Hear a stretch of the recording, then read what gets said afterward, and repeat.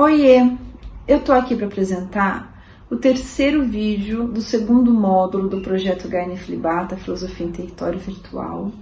E esse segundo módulo tem como tema Fake News e daí? E é organizado pelos professores Márcio Mioto, da Universidade Federal Fluminense, e pelo professor Matheus Hidalgo, da Universidade Federal de Sergipe. Nesse terceiro vídeo, o professor Márcio Mioto trabalha o tema Fake News a partir da mentira na esfera pública. E ele desenvolve a questão da mentira na esfera pública a partir de 3 eixos. O primeiro eixo considera a mentira como uma estratégia populista. O segundo eixo analisa como a mentira gerada pela fake news compromete a democracia. E o terceiro eixo problematiza e questiona por que há tanta mentira e isso não abala as pessoas. Se inscrevam no nosso canal no YouTube, sigam as nossas redes sociais, o nosso Twitter e o nosso Instagram. Também comentem os vídeos e com a palavra o professor Márcio Mioto.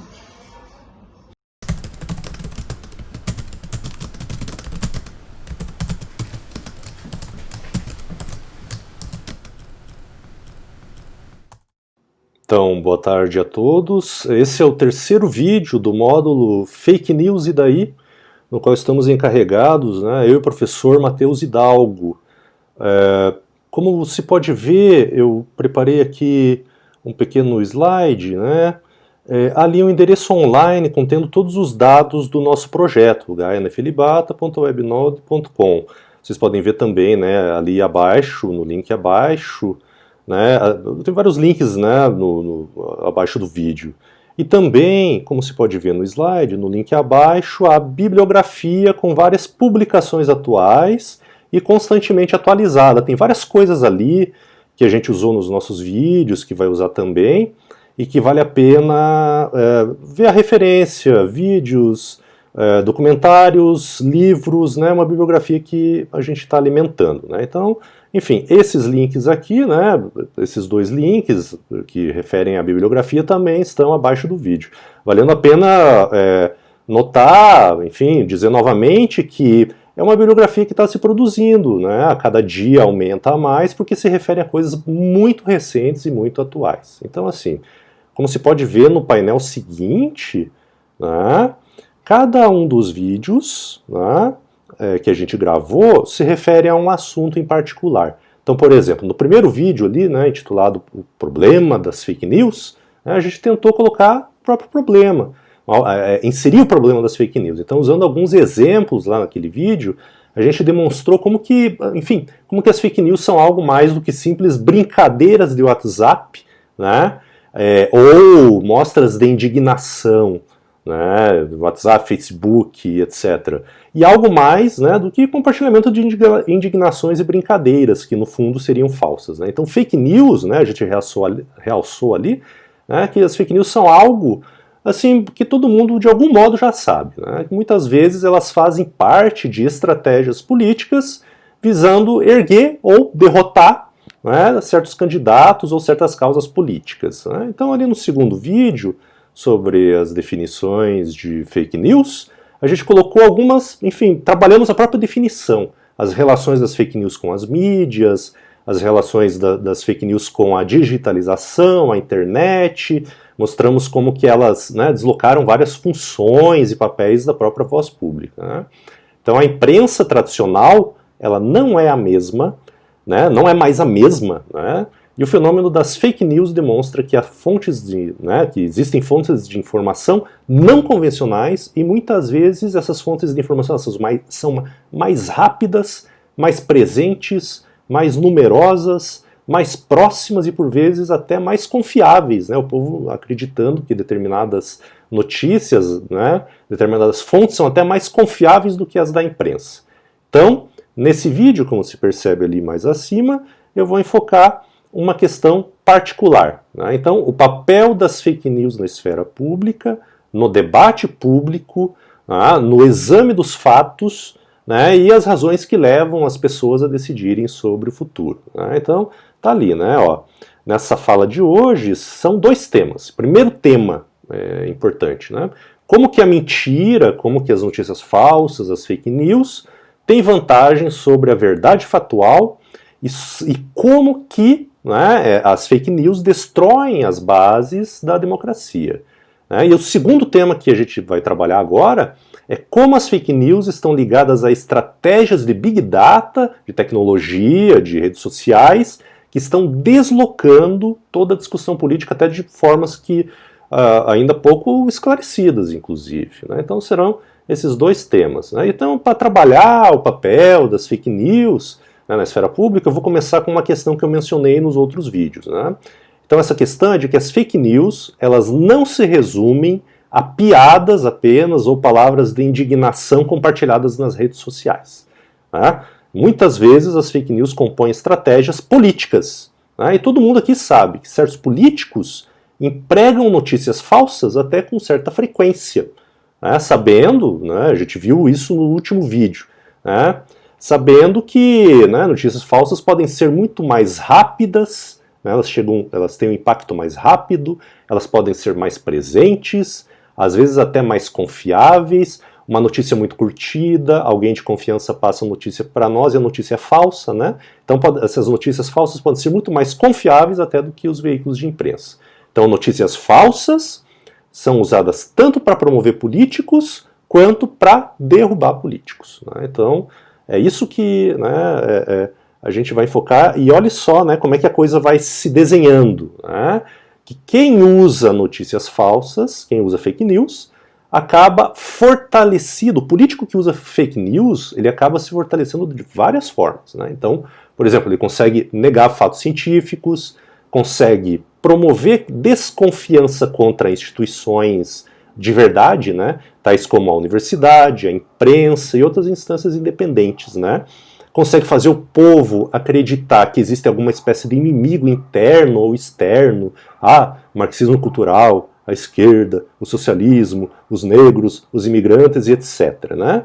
Então, né, dentro disso, as notícias falsas, elas têm uma vantagem porque elas são facilmente compreensíveis. Elas não requerem exame, elas, né, recebe e entende. Elas não requerem exame e verificação e fazem sentido imediato. Então, elas promovem líderes e salvadores do povo. E não é à toa que nos últimos tempos se diz que as fake news também se ligam a termos como populismo e fascismo. Não é? Nisso, assim, vale deixar bem clara a ideia principal, né? Que as fake news, elas são empregadas, né, especialmente em linhas, né, de estratégia política. Pensem em uma linha estratégica. Fake news são empregadas em alguns pontos dessas linhas. Né? E a primeira coisa a notar aqui é que nas fake news não importa propriamente a veracidade, a verdade dos fatos, a verdade factual, mas sim a narrativa em seu conjunto. Né? Não tem problema em mentir.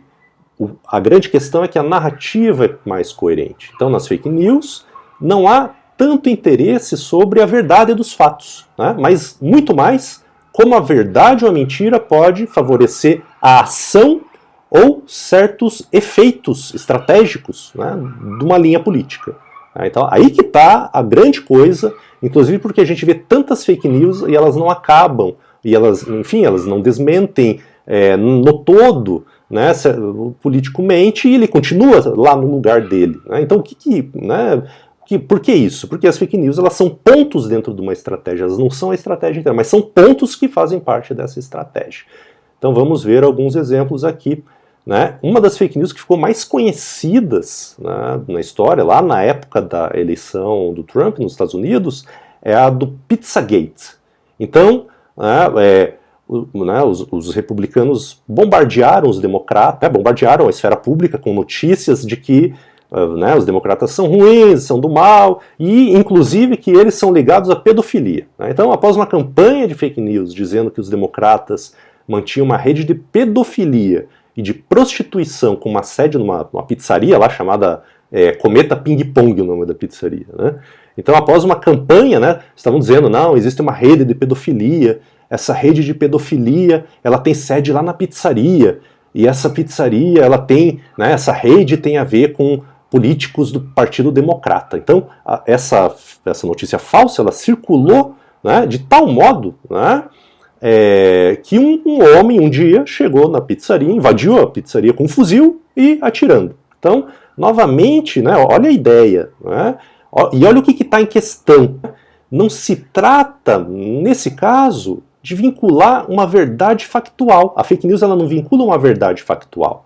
Né? Então não se trata de falar de fatos ou de verdade, né? E sim espalhar uma narrativa. A narrativa de que os democratas, por exemplo, né, os inimigos de Trump, porque ele, né, trata o adversário como inimigo, então os adversários, né, os democratas estariam ligados à pedofilia. Então mesmo que isso seja mentira, o efeito da notícia é reforçar a narrativa de que democratas são ligados à pedofilia. Então, igualmente, os efeitos de indignação e de suspeita, né, contra os democratas, eles chegam antes do que é verdade. Então, primeiro você se indigna com a notícia e depois você vê que ela não é verdadeira. Mas aquele efeito, né, aquela ação, ela permanece. A narrativa, né, ela se mostra forte. E nesse sentido, a verdade é ineficaz contra a narrativa que se repete. Não é?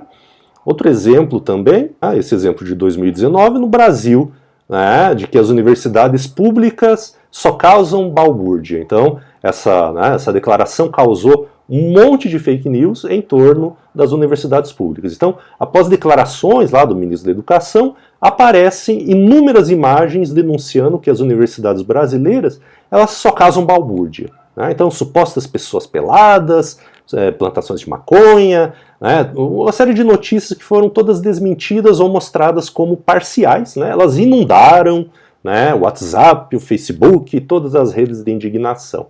Mas, novamente, não se trata aqui de vincular uma verdade factual. Não se trata de fatos ou de verdade, né? Mas sim de espalhar uma narrativa. Né? É isso que importa, não é que a notícia é falsa, mas sim a narrativa que quer convencer. Né? Em si, então, espalhar a narrativa de que as universidades são de esquerda, que elas são imprestáveis, que elas não correspondem aos valores pregados por certo governante. Né? Então, igualmente, né, esses efeitos de indignação e suspeita contra as universidades, esses efeitos eles sempre chegam antes do que é verdade. Então não importa se as universidades elas têm 90% da pesquisa do Brasil, né, ou apenas universidades públicas predominam em índices de qualidade. O que importa é, né, a mentira de que as universidades fazem balbúrdia apenas alimenta uma narrativa que tem ação, tem efeitos, não é? De que haveria uma conspiração de esquerda, Paulo Freireana, né, dominando o dinheiro do contribuinte. Então vejam só, né, novamente, não se trata de fato, mas sim, né, é mentira. Mas só que essa mentira, mesmo sendo desmentida, ela reforça uma narrativa. E aí que está o papel estratégico. Né? Outra notícia falsa que ficou muito famosa, então, é que o Papa Francisco mesmo teria apoiado a candidatura de Trump. Né? Então, Trump, né, candidato de Deus e pelas armas, não é? Então, o Papa Francisco teria dito que apoia a candidatura de Donald Trump. Então, novamente, olha os efeitos, não é? Não se trata de vincular uma verdade factual, porque o Papa não disse isso e o Papa é contra Trump. Né? Mas não se trata de vincular uma verdade ou não, mas sim de valorizar um candidato que é o próprio Trump. Então, igualmente, o efeito de que o Trump teria, né, ele seria apoiado pelo Papa, o efeito dessa notícia, ele permanece antes da checagem do fato. Né? Percebe como que certa emoção, ela se impõe diante da razão. É um pouco que está aqui em jogo. E, inclusive, a notícia falsa, de novo, aquela ideia de que, mesmo que ela seja falsa, ela reforça a narrativa. E o importante é a verdade da narrativa e não da notícia. Então, aqui, né, vocês vejam que em todos esses casos, é possível ver como existe uma rede instrumentalizada de mentiras, não é? E essa rede, né, a mentira instrumental, digamos assim, ela pode servir para fortalecer uma narrativa e um político, pode servir para derrubar um inimigo e, sobretudo, e aí que está o papel estratégico, a mentira serve para uma narrativa que quer agir, que trata de ação, que quer modificar o mundo. Então, novamente, eu pego aquele livro do Giuliano da Empoli, que é Os Engenheiros do Caos, né? E assim ele estabelece, né, assim ele ilustra essa questão. Né? Eu coloquei uma citação, né, da Empoli, que é essa aqui, ó. Essa citação bastante importante porque ela diz respeito a coisas passadas, né, de política, mas também diz respeito a questões que são de agora. Então, ali, vamos ler, né? O líder de um movimento que agregue fake news, né, a construção da sua própria visão de mundo, ele se destaca da manada dos comuns. Né? O político que mente não é igual aos outros, não é? Ele não é um burocrata pragmático e fatalista. Ele não está só ligado aos fatos. Né? Ele não é um burocrata pragmático e fatalista como os outros, mas ele é um homem de ação, que constrói a sua própria realidade para responder aos anseios de seus discípulos. Então, né, na política mundial, as mentiras têm a dianteira, pois elas são inseridas numa narrativa política que capta os temores e as aspirações de uma massa crescente do eleitorado. Enquanto os fatos inserem-se num discurso que não é mais tido como crime. Veja a questão, né? O que é fato é fato de um mundo que eu não quero mais. Né? E aí que está o brilho do político populista. Não é? Então, na prática, eu continuo lendo ali, né? Na prática, para os adeptos dos populistas, a verdade dos fatos, tomados um a um, não conta. O que conta né? O que é verdadeiro é a mensagem em seu conjunto, que corresponde a seus sentimentos e às suas sensações. Veja só, não importa se é verdadeiro, importa que isso faz sentido para mim. Né? É um pouco nessa linha. Né? Então a gente percebe como que o Daim-Poli, né, o Giuliano Daim-Poli, né, ele chama atenção a vários deslocamentos. Nessa linha que vai da verdade, do fato, da verdade factual, né, a narrativa que dispensa fatos. Né? E dessa linha também que vai da verdade, né, à ação e aos efeitos de verdade. Não é tanto o fato, não é tanto a verdade, e sim a narrativa de mudar o mundo, a ação, os efeitos, as coisas não estão boas e é importante mudar. Então, é aí que salta aos olhos, quando a gente fala de verdade factual e fala de mentira, né, de notícia falsa, é aí que salta aos olhos uma diferença. Né, que restabelecer a verdade dos fatos é apenas restituir a razão às coisas que já aconteceram ao mundo tal como ele é. Né? Esse mundo aqui, que precisa ser mudado. Né? Agora, a mentira, mesmo se a mentira for desmentida, ela participa de uma narrativa. E essa narrativa quer transformar e agir, né? Quer transformar o mundo. Vejam como que, nesse sentido, a gente tem uma dupla vantagem da mentira como estratégia política, não é? Você veja só, dentro da narrativa populista, sempre se acerta quando se acerta e se acerta quando erra. Né? Então ali, eu vou ler aqui, acerta-se ao dizer a verdade, né? Mas na mentira também se tem acerto, né? Acerta-se quando se diz a verdade e acerta-se quando se diz a mentira. Né? Pois a mentira serve sempre para reforçar também a narrativa. Se é verdadeiro, ok. Se é falso, reforçou a narrativa. Né? Enquanto se você pega o político não populista, qualquer erro dele, né, qualquer mentira, qualquer erro é denunciado e vigiado. E a segunda vantagem, né, é que a notícia falsa ela tem uma vantagem sedutora frente à verdade factual. Não é? A verdade factual apenas restitui as coisas como são, não é? Ela nos dá o mundo tal qual é, esse mundo aqui cheio de problemas. Esse mundo cinza, esse mundo repleto de problemas. Mas em contrapartida, não é? A notícia falsa pode ser perdoada, porque ao menos, mesmo que ela seja falsa, aquela ideia de que ela é um ponto numa estratégia, né, um ponto numa linha, então a notícia falsa pode ser perdoada porque implica uma narrativa que quer mudar o mundo. Então, olhem a questão, não é? Não importa se Trump mente sobre ter apoio do Papa ou diz que qualquer cristão armado tem apoio de Deus. Não importa se Trump mente sobre os democratas participarem de uma rede de pedofilia. Não importa que se espalhem fotos falsas de manifestantes sobre seja lá o que for, não é? Não importa se a cloroquina não cura, não importa se há invasão ou qualquer ameaça de esquerda. Né? O que importa é a narrativa geral, é os efeitos que ela produz. Não é? Então, assim, destruir o inimigo com mentiras dá capital político ao mentiroso. Não é? Mentir é mais atraente porque a narrativa que mente ao menos é uma narrativa que está falando de algo diferente, né? Então, esse político que mente pode ser perdoado porque a mentira, ao menos, faz parte de uma tentativa de mudar isso que está aí. Então, é isso, né, um pouco isso que está em jogo. É até curioso, né, por exemplo, como que esse argumento que o Dain-Poli fala em 2020, ele se aproxima muito de outros argumentos de filosofia política. Por exemplo, aqui o texto Verdade e Política, da Hannah Arendt. Até, né, eu retirei aqui uma citação da Hannah Arendt. Veja, né, se por coragem alguém quer restituir a verdade dos fatos, aí a pergunta, né?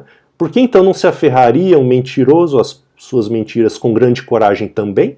Não é? Se o que dá a verdade e restituir a verdade, né, tem um âmbito de coragem, por que o mentiroso não pode ser corajoso também? Não é?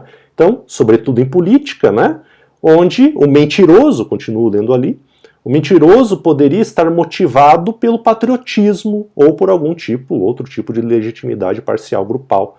Não é? Vejam a questão. Não é? Se por coragem é valoroso dizer a verdade, por que não, então, por coragem, não se pode mentir em relação a alguma causa? Né? É um pouco essa questão. Né? Os efeitos públicos disso são bastante fortes. Né? Então, isso que eu estou dizendo, né, ele se une com os outros fatores que eu citei lá naquela citação do Dain-Poli. Então, o líder, vejam de novo aqui, né, o esquema, não é? O líder populista, sobretudo, né, ele cria uma narrativa.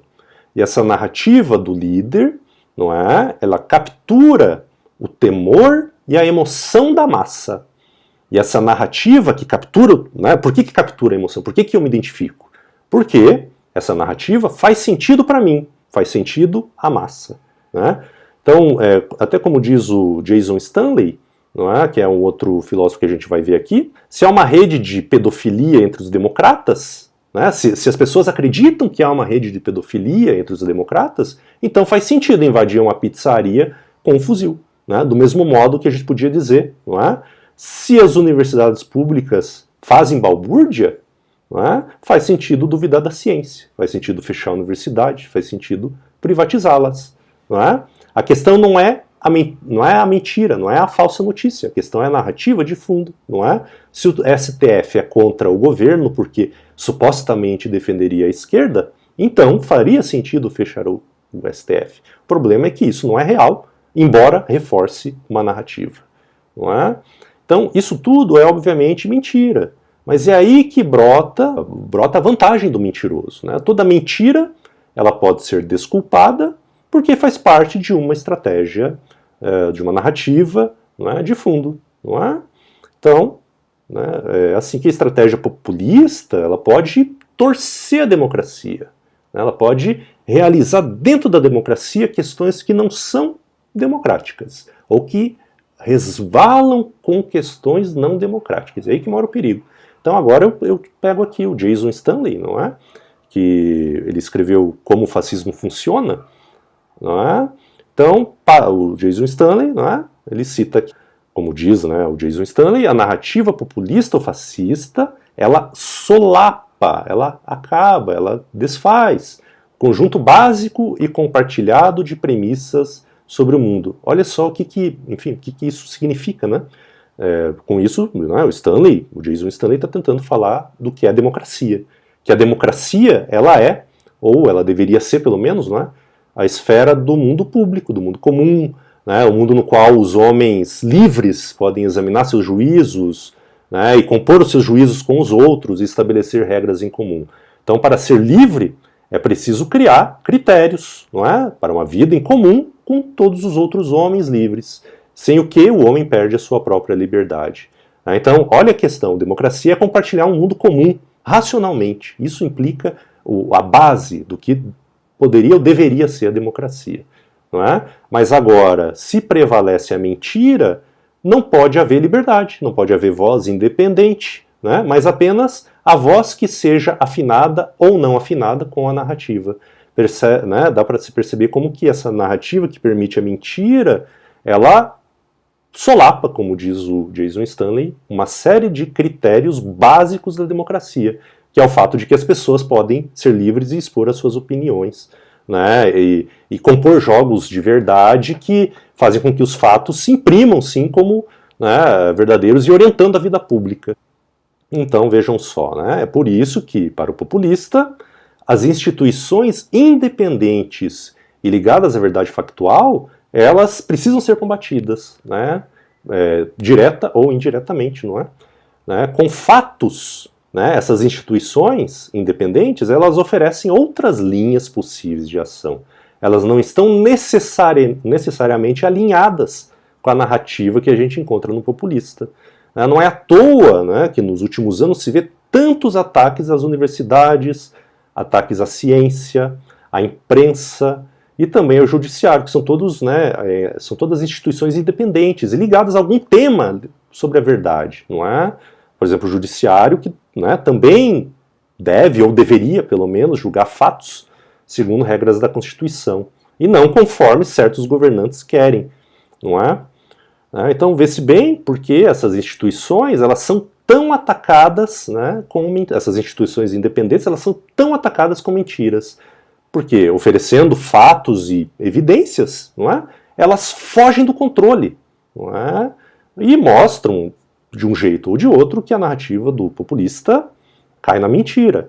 Então, aí que mora o perigo, digamos assim, não é? Então, vejam, né, como que toda essa questão da mentira abala a esfera pública, colocando em risco certos caracteres que dizem respeito ao fato e às decisões livres, porque decisão livre, quando eu quero sustentar alguma coisa, eu preciso manifestar, né, uma tese racional e embasada em fatos, né? Agora, quando se duvida dos fatos, pode-se duvidar de qualquer coisa, e a única coisa que importa é narrativa, não é? Então, enfim, vimos então, né, que essas notícias falsas, elas fazem parte de estratégias políticas que promovem ou destroem figuras públicas para favorecer narrativas. Então não importa tanto a mentira pontual, mas sim a narrativa que desculpa essas mentiras pontuais, mesmo que construídas sobre mentiras. Mas aí é importante, né, aqui mora outro perigo, digamos assim, né, que aqui há algo mais, não é? Já dissemos que a estratégia política populista, ela usa, enfim, né, ela usa notícias falsas para destruir a crença nos fatos. E com isso também, de certo modo, destruir por dentro a democracia, né, apoiando-se num novo player, né, que é a internet, a digitalização, as redes sociais e etc. E há algo aqui, não é, em 2020, que de repente a gente não encontrava antes. Por exemplo, citei a Hannah Arendt. Então tem certas coisas em 2020 acontecendo que não aconteciam antes, não é? Então, mais acima a gente viu, né, argumentos associados a textos escritos décadas atrás por Hannah Arendt, mas nos anos 2010 e 2020, a digitalização e a política de Big Data, não é, impõe diversas novidades, inclusive ainda muitas novidades pouco compreendidas, por isso que eu falei da bibliografia que vai brotando, não é? Todo mundo aqui, né, como todo mundo aqui sabe, as eleições de 2016 nos Estados Unidos, pelo menos, né, porque são várias eleições em vários países, então essas eleições de 2016 usaram estratégias, né, até há pouco inexistentes, ou pouco existentes, né? Por exemplo, a propagação de fake news em redes sociais. Então a candidatura do Trump, lá nos Estados Unidos, ela foi em muito auxiliada por uma empresa de marketing político que é a Cambridge Analytica, que até o Steve Bannon, não é, era uma das figuras principais. Então o objetivo da Cambridge Analytica era influenciar, ou como diz a Brittany Kaiser, que é uma ex-executiva da própria empresa, não é, era manipular as decisões eleitorais. Então assim, olha a ideia, uma empresa de marketing político para influenciar ou, como diz a própria executiva, manipular decisões do eleitor. Então, assim, né, a grande questão então é como isso acontece. Como é possível manipular as decisões do eleitor? Não é?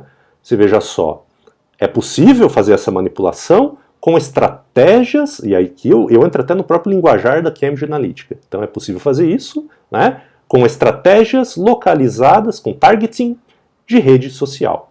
Então, a Cambridge Analytica, ela utilizou até então estratégias nunca utilizadas, ou pouco utilizadas.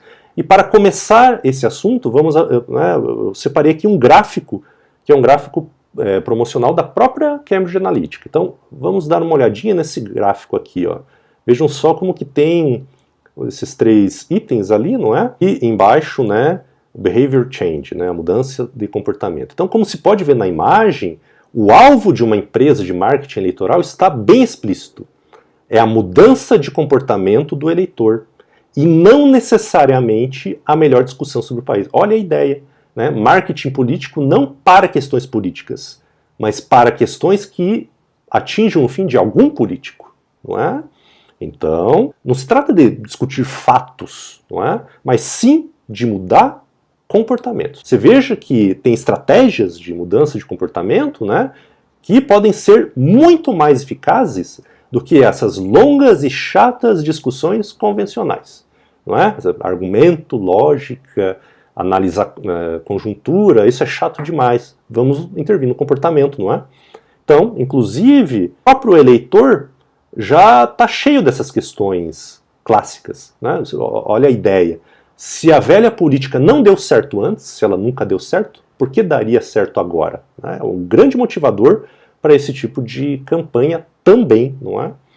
Então, para mudar o comportamento, como a gente vê no quadro, cruza-se 3 fatores. Olha ali, psicologia behaviorista, Big Data e o engagement, né? O targeted engagement, né? O engajamento dirigido, né? A interação do usuário com o produto anunciado, né? No caso, a interação do usuário com a estratégia política. Como pescar alguém ali, como manter alguém naquela ideia, como fazer com que alguém, né, tenha adesão àquela ideia. É isso que está em jogo. Mas olhem, os 3 elementos estão ligados à questão da mudança do comportamento. É esse o objetivo, não é? Então, não é? A ideia contida, né, colocamos ali alguns parâmetros no quadro, pensem, não é? Se existisse um aparelho capaz de registrar o histórico das ações das pessoas, os comportamentos das pessoas, os comportamentos individuais, não é? E o comportamento também ali de populações inteiras, né? De padrões populacionais inteiros. E se tivesse um aparelho capaz de dirigir o engajamento, a adesão, não é? A aderência de um certo tipo de pessoa a uma ideia, seria possível, então, não é, mudar comportamentos e, com isso, ganhar eleições sem que se precise discutir sobre assuntos factuais, concretos, essa política tão chata que tem por aí. Né? Preciso de ação e não discussão, um pouco assim. Né? Então, veja o espectador, não é? Será que em 2020 existe esse tipo de aparelho? Existe um aparelho que seja capaz de pegar padrões individuais, padrões populacionais e dirigir estratégias? Todo mundo sabe que existe esse tipo de aparelho, né? E são, dentre outras coisas, as redes sociais. E é nesse sentido que vários pensadores, e aí eu me refiro novamente ao Giuliano da Empoli, dizem que, né, não é mais possível pensar as eleições, desde pelo menos a Cambridge Analytica, não é mais possível pensar eleições em termos de política convencional. Né? Olhem a ideia. Né? Então, até o da Empoli ele tem uma tipificação ali. Não é? A política tradicional ela seria centrípeta, ela, né, chama para o centro. Né? A política nova, essa política que a gente percebe de Big Data, é uma política centrífuga, ela vai em direção aos extremos. Então, a política convencional, como diz o da Empoli, tem uma tendência ali, não é? Essa tendência que está ali colocada no quadro, que é centrípeta, sempre dirigida a uma média. Por exemplo, os políticos tradicionais sempre estiveram interessados na população média, não é? No equilíbrio, na maioria, mas também em categorias como a média do empresariado, a média dos professores, a média dos bancários. Vejam a ideia, não é? Os trabalhadores tais, os empresários, os religiosos, não é assim? Né? E assim por diante. Sempre se teve de um lado as médias e de outro categorias estáveis, professor, os profissionais de saúde, os professores, os profissionais de educação, não é? Então, para atingir essas categorias e médias, sempre se usavam mensagens também públicas, que precisam. Então, a mensagem que o professor ouve é a mensagem que o médico ouve, né? Que essas mensagens precisam ser centralizadas, precisa haver uma média delas, não é? Então, sempre se usavam mensagens públicas, né? Debates e propagandas eleitorais convencionais, aquele debate chato que todo mundo vê, de novo um debate médio, não é? Uso de panfleto, aqueles jargões, não é? Que todo mundo já estava, entre aspas, cheio, né? E etc. Então vê-se que o candidato é sempre visível e a sua mensagem não pode ser discrepante de certos cálculos da média, né? O candidato ele tem que atingir uma certa média, atingir um certo, por assim dizer, um certo consenso, não é? Um candidato extremista, por exemplo, ele teria muito menor probabilidade de ser eleito nesse esquema tradicional, não é? Agora, vejam só, é nesse sentido que, né, se vê que não, na política de Big Data, na política nova, digamos assim, né, o cenário muda com esses novos instrumentos, né? A propaganda política ela se torna muito mais eficiente, né? E aí o Daim-Poli diz que a nova política ela não é mais centrípeta, mas é sim centrífuga, né? Não é mais o centro ou a média que vão interessar, não é? Pois as redes sociais agora, Facebook, todos esses aparelhos, né, oferecem dados adequados a quase cada usuário, cada tipo de usuário, cada gosto e etc. Né? Então não há categorias estáveis, não é? Não existe mais, não precisa ter mais categorias fixas de análise. A análise pode seguir em relação ao que cada um está fazendo, ao comportamento de cada um. Então não há mais categorias estáveis e as mensagens elas podem ser então microsegmentadas, adequadas ao perfil de qualquer tipo de pessoa. E é nesse sentido que você vê que não importa mais a média, mas a extremidade, não é? O extremo. Não é? Mensagens políticas microsegmentadas podem ser dirigidas agora, com sucesso, a pessoas muito diferentes, pessoas contraditórias. Eu posso dirigir certa mensagem, o mesmo político pode dirigir certas mensagens, né, para a dona de casa cristã, para o economista workaholic, né, para o neonazista ou para qualquer tipo de pessoa. Não importa se a direita e não importa se a esquerda. Né? O que está em jogo, o que é importante de fato, não é a racionalidade ou os fatos, e sim, de novo, a narrativa, os efeitos. Não mais na média, mas em cada ponto do extremo. Veja que a política média, né, a política de média, né, agregava, né, um certo consenso geral. Agora essa nova política ela consegue ter um raio de alcance muito maior. Não é?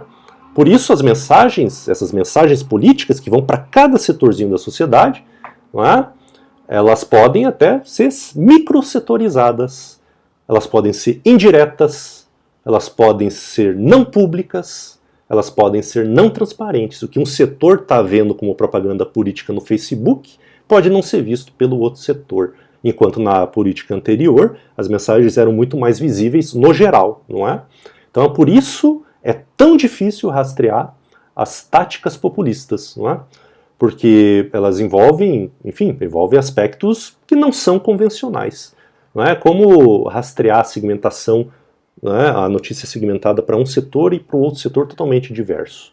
Então, até conforme diz o Daim-Poli, vocês vejam ali, né, no centro do processo, a coerência e a veracidade contam muito menos do que a amplitude da ressonância.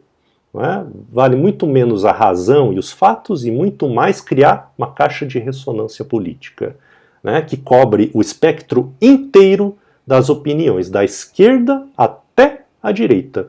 Né? Então, uma estratégia dirigida, né, o que importa agora é uma estratégia política dirigida a cada segmento de comportamento, cobrindo todas as decisões, mesmo as decisões mais contraditórias, o cara que é de um lado e o cara que é do outro lado, né, as decisões mais extremas, e não apenas aspectos médios, não é?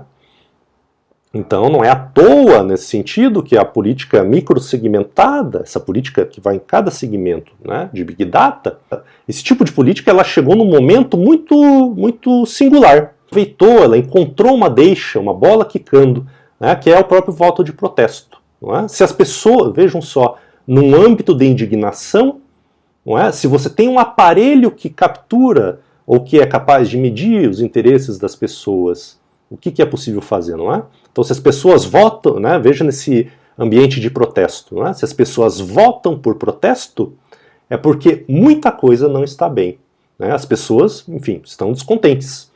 E aí que está a questão do Big Data, da mudança de comportamento. A grande pergunta, não é? E se a gente conseguisse canalizar todo esse descontentamento? O que aconteceria, não é? Se a gente criasse estratégias para canalizar o descontentamento para certas narrativas, o que aconteceria? Não é? Nesse sentido, campanhas, né, e é isso um dos grandes trunfos que empresas como a Cambridge Analytica, né, entre aspas, descobriu ou implementou, não é? Então, campanhas, né, já tem exemplos disso, né, vários, aliás, não é? Então, campanhas como a do Brexit e das eleições dos Estados Unidos, e, enfim, até no Brasil, em tantos lugares, né, são grandes exemplos, né, para canalizar a insatisfação, para canalizar, né, descontentamento. Vamos ver aqui, ó, alguns exemplos, né? Por exemplo, ali, ó, olhem a ideia, né, de ter uma política segmentada para atingir engajamento do eleitor. Então, por exemplo, né, a situação do Brexit. Né? Ali no Brexit, a Cambridge Analytica disparou mais de 1 bilhão de mensagens segmentadas para cada tipo de pessoa. Então, no Brexit, a Cambridge Analytica, né, ela usou um instrumento do Facebook, né, tem os instrumentos do Facebook para marketing, para empresas. Então ela pegou aquele instrumento para identificar segmentos de eleitores que podiam ser persuadidos. Então vale notar, assim como, né, nesses exemplos que estão citados na tabela, né, vale notar ali como que eleitores que têm opinião e postura de mundo, visão de mundo totalmente diferente, acabaram sendo coagidos a votar na mesma coisa.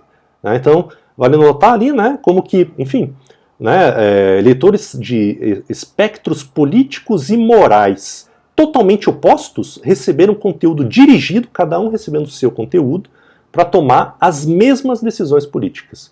Né? Ali, né, no caso do Brexit, pessoas a favor dos animais receberam, né, notícias sobre regulações da União Europeia contra os animais. Caçadores receberam notícias sobre regulações de proteção aos animais. Os libertarianos, né, que são contra a intervenção estatal, receberam notícias sobre o peso da burocracia da União Europeia. Já o pessoal, né, do bem-estar social recebeu notícias de que não, a União Europeia, é preciso sair da União Europeia porque ela está acabando com isso. Vejam como que gente muito diferente e gente que é uma contra a outra recebeu notícia para votar na mesma coisa, independente de ideologia, partido político ou até de opinião política de como deve ser o Estado. O exemplo aqui é claro. As técnicas de mudança de comportamento elas foram mais importantes do que qualquer alinhamento político. Por exemplo, se o Estado deve, né, intervir ou não na economia. Olhem como que isso é poderoso. Então, algo semelhante, né, essa estratégia de segmentação para obter o engajamento do eleitor, né, ocorreu nas eleições dos Estados Unidos. E eu vou usar apenas um exemplo, né, que foram usadas campanhas de segmentação, né, para desestimular o voto. Então, eles identificaram certas classes de pessoas e levaram essas classes de pessoas a desistir, né, se sentirem desestimuladas a votar. Então, campanha para que a pessoa ache que não seja coerente votar. Então, distribuindo, então, para cada tipo dessas pessoas, acusações microsegmentadas para desmoralizar, lá no caso, né, nas eleições dos Estados Unidos, a Hillary Clinton. Não é? Então, por exemplo, ali as categorias ali, né, os brancos liberais receberam acusações, receberam notícias, né, acusando os negócios obscuros de Hillary Clinton na comunidade financeira. Então, os brancos liberais receberam notícias de que Hillary é pouco liberal, não é? Né, como a gente vê ali nos afro-americanos, eles receberam acusações de falas pinçadas ou, né, contra, né, os negros, né, ou de alguma linha contrária a questões históricas de assistência social. E finalmente, não é, eles identificaram lá certas categorias de mulheres jovens, não é, e essas categorias, então, pensadas com estratégias de segmentação, né, elas foram lembradas dos escândalos sexuais de Bill Clinton, né, dos quais a Hillary seria até uma espécie de cúmplice. Né? Então, olha a ideia, cada categoria dessas recebendo um tipo de notícia orientada que levasse a uma decisão eleitoral. Né? Então, a gente percebe que os mesmos efeitos ali do Brexit ocorreram nessas campanhas aqui dos Estados Unidos para boicotar o voto. Né? Não importa a verdade, não importa a falsidade, não importa a política, o que importa são narrativas de campanhas, né, direcionadas por micro-targeting para mudar comportamentos. Né? Como se vê, as fake news, as notícias falsas, elas encontram aqui, né, todas essas estratégias, um terreno muito fértil.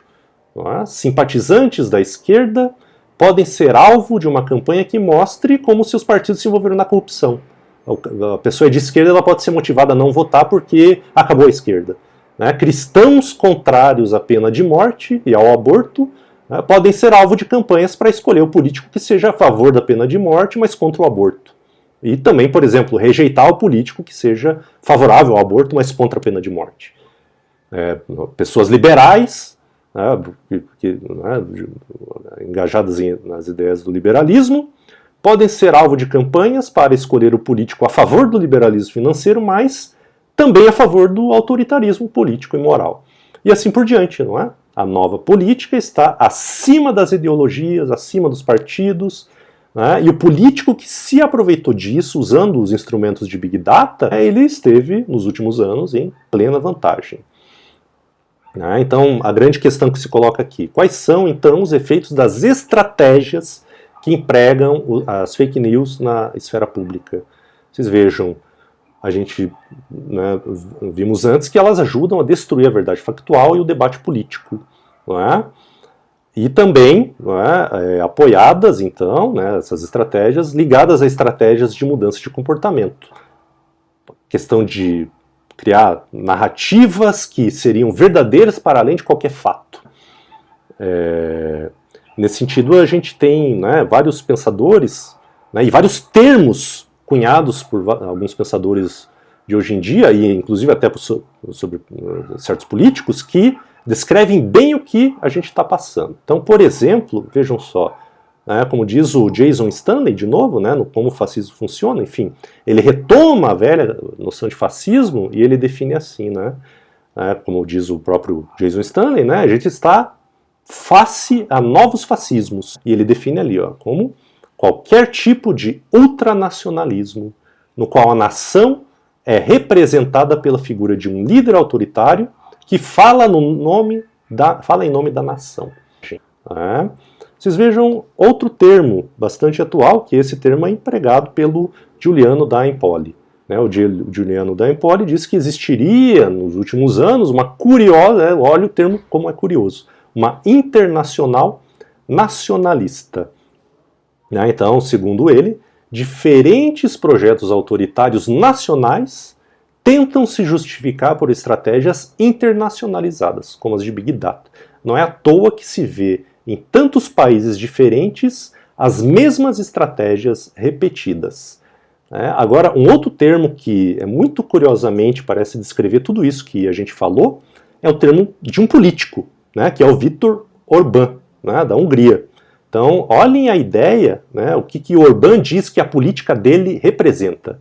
Ela representaria, também é um termo totalmente autocontraditório, um oxímoro, representaria uma democracia iliberal. Não é?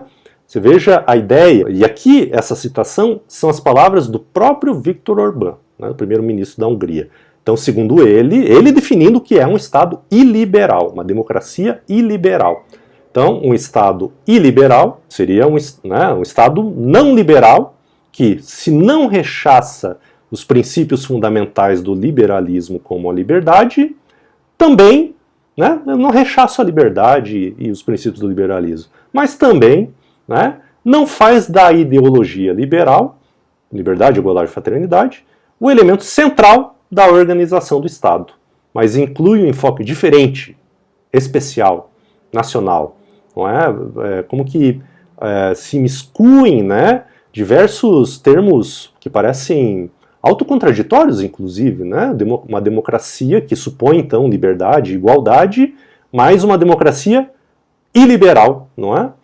É o mundo no qual vivemos. Então, vocês vejam só, aqui a gente chega a um panorama preliminar sobre as fake news.